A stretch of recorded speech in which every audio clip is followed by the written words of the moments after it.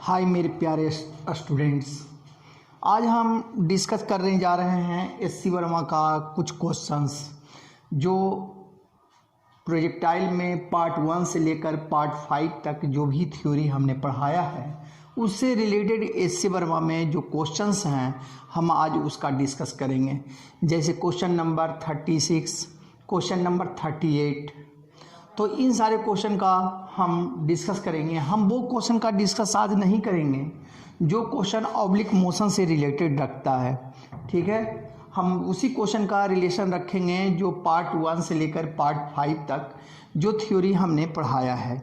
एक यहाँ पर एक थ्योरी है, इसको जरा सा आप देखा जाए। इसको जनरली जो सॉल्यूशन लोग करते हैं वो मिसकंसेप्ट से इसका सॉल्यूशन करते हैं। कहते हैं कि ये स्कूटर जो है ये ऐसे जंप कर कर इस पर चला जाएगा और ये रेंज हो जाएगा, लेकिन वो मिसकंसेप्ट है। कंसेप्ट क्या है कि जब ये कह रहा है कि minimum speed should the motor bike, तो मोटर बाइक कभी ऐसे नहीं जा सकता है, ठीक है। मूविंग ऑन द रोड पर, यानी ये डेज के को टच करते हुए बाहर की ओर निकलेगा। So that it the safely cross the ditch, यानी इस डिच को ये क्रॉस करते हुए निकलेगा। Assume that the length of the bike is 5 metre, यानी सेफली इसको क्रॉस करना है। सेफली क्रॉस करने के लिए बाइक जो है उसका अपना जो लेंथ है वो पूरा लेंथ बाहर की तरफ निकलेगा, ठीक है। तो अब इसका मतलब ये है कि टोटल हॉरिजॉन्टल लेंथ जो हो जाएगा, जिसको हम रेंज बोलेंगे, वो टोटल रेंज हो जाएगा 11.7 + 5 फीट, यानी 16.7 फीट ये पूरा लेंथ हो जाएगा। अब ये बाइक जो जाएगा तो इसका ये पार्ट इधर हो जाएगा और ये यू मीटर पर सेकेंड से इस डिच से होते हुए यहाँ तक जाएगा। अब ये एंगल हम अगर निकालना चाहें तो यहाँ से एक हॉरिजॉन्टल लाइन इस पर हम ड्रॉ कर दें, ये कोण बन जाएगा 90 डिग्री और ये हो जाएगा 90 माइनस थीटा, ये कोण हो जाएगा 90 माइनस थीटा, तो ये कोण हो जाएगा थीटा। वजह यह है कि ये जो होगा टेंजेंशियल लाइन होगा और ये जो लाइन यहाँ मिलाएंगे तो ये जो हो जाएगा रेडियल लाइन हो जाएगा, तो ये कोण हो जाएगा थीटा, तो ये कोण हो जाएगा 90 माइनस थीटा। यानी ये बाइक जो है ये हॉरिजॉन्टल के साथ 90 माइनस थीटा कोण बनाते हुए आगे बढ़ेगा। तब इसका फार्मूला हो जाएगा कि R = 2u² cos 90 minus theta into sine 90 minus theta by g. अब यहाँ हम लिखेंगे कि 16.7 = 2u², ये cos 90 माइनस थीटा = हो जाएगा ये साइन थीटा, और साइन 90 माइनस थीटा = हो जाएगा cos थीटा बाई जी हो जाएगा, यानी 16.7 feet = 2 sin theta into cos theta, 2 sin theta into cos theta, तब हो जाएगा साइन 2 थीटा। तो ये हो जाएगा u² साइन 2 थीटा बाई जी। यहाँ पर जी का जो वैल्यू हमें लेना पड़ेगा वो लेना पड़ेगा 32 फीट पर सेकेंड स्क्वायर, ये FPS में इसका वैल्यू होता है। अब यहाँ हो जाएगा 16.7 इंटू 32, साइन 30 का वैल्यू हो जाएगा हाफ, तो ये वैल्यू चला जाएगा, तो ये हो जाएगा ऊपर में 2 और ये हो जाएगा u²। अब इस पूरे वैल्यू को अगर आप सोल्व करेंगे तो u = हो जाएगा √16.7 इंटू 64। इसको जब सोल्व करेंगे तो ये अप्रोक्सीमेट 32 फीट पर सेकेंड आ जाएगा। और यही इसका आंसर होगा।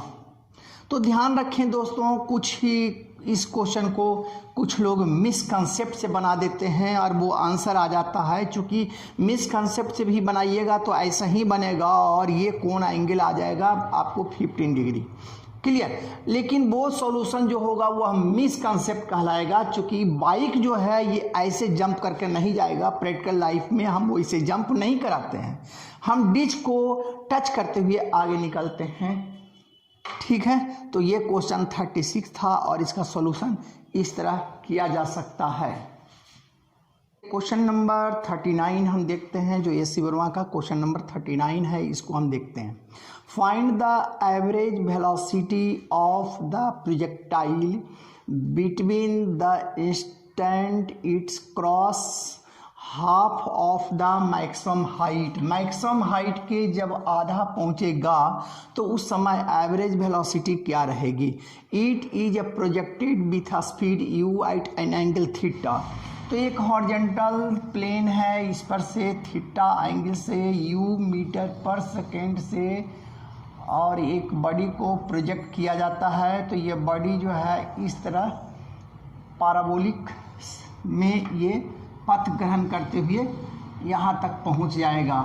अब यहाँ देखना है दोस्तों कि इसका दो कंपोनेंट होगा, एक कंपोनेंट होगा ux और दूसरा कंपोनेंट होगा u बाई। ux का वैल्यू हो जाएगा u cos थीटा और u बाई का वैल्यू हो जाएगा u sin थीटा।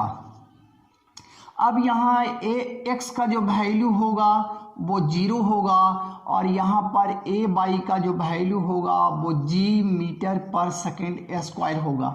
यहाँ हम स्पष्ट रूप से आप देख रहे हैं कि x एक्सिस पर एक्सेलरेशन नहीं है, यानी through out the motion of the horizontal line, यानी रेंज पर थ्रू आउट वेलोसिटी जो होगा वह u cos थीटा होगा, यानी कांस्टेंट वेलोसिटी से चलते हुए पार्टिकल का जो वेलोसिटी होगा वही एवरेज वेलोसिटी हो जाएगा। यानी सिंपल सा इस क्वेश्चन का आंसर दिया जा सकता है कि इस बॉडी का एवरेज वेलोसिटी किसी भी पॉइंट पर x एक्सिस पर होगा u cos थीटा। लेकिन अगर आप इसको निकालना चाहते हैं तो आप सीधा निकाल लें कि रेंज इक्वल्स टू होगा u square sine 2 theta by g, यानी दैट मीन्स इसको लिखा जा सकता है कि 2 u square cos theta into sine theta by g। और टाइम ऑफ फ्लाइट का वैल्यू हो जाएगा 2 u sine theta by g। Average velocity equals to हो जाएगा total displacement upon total time, तब ये हो जाएगा 2u square cos theta into sine theta by g into 2u sign theta by g। तो g और g कट जाएगा, u और u कट जाएगा, 2 और 2 कट जाएगा, साइन और साइन कट जाएगा। तो ये एवरेज वेलोसिटी का जो वैल्यू आ जाएगा, कुछ किताब इसको एवरेज वेलोसिटी इस फॉर्मेट में लिखता है, कुछ किताब नीचे ए भी करके लिखता है दोस्तों, इसको याद रखेंगे। तो ये हो जाएगा u cos थीटा, यानी एवरेज वेलोसिटी इसके हर एक पॉइंट पर हॉरिजॉन्टल एक्सिस पर u cos थीटा होगा। लेकिन वर्टिकल लाइन पर भी दो डिस्प्लेसमेंट हो रहा है, तो एवरेज वेलोसिटी पूरे प्रोजेक्टाइल में इसका जो एवरेज वेलोसिटी होगा वो 0 हो जाएगा बाई एक्सिस पर। Total displacement upon total time, total displacement by axis पर 0 होता है। टाइम ऑफ फ्लाइट जो होता है 2u sign theta by g होता है, इसलिए इसकी एवरेज वेलोसिटी जो है वह बाई एक्सिस पर चेंज करेगा, लेकिन एक्स एक्सिस पर इसकी एवरेज वेलोसिटी चेंज नहीं करेगा। इसलिए आपके किताब में जो आंसर भी दिया हुआ है तो वो हॉरिजॉन्टल लाइन पर ही ये आंसर दिए हुए हैं। तो एवरेज वेलोसिटी का वैल्यू हो गया u cos थीटा।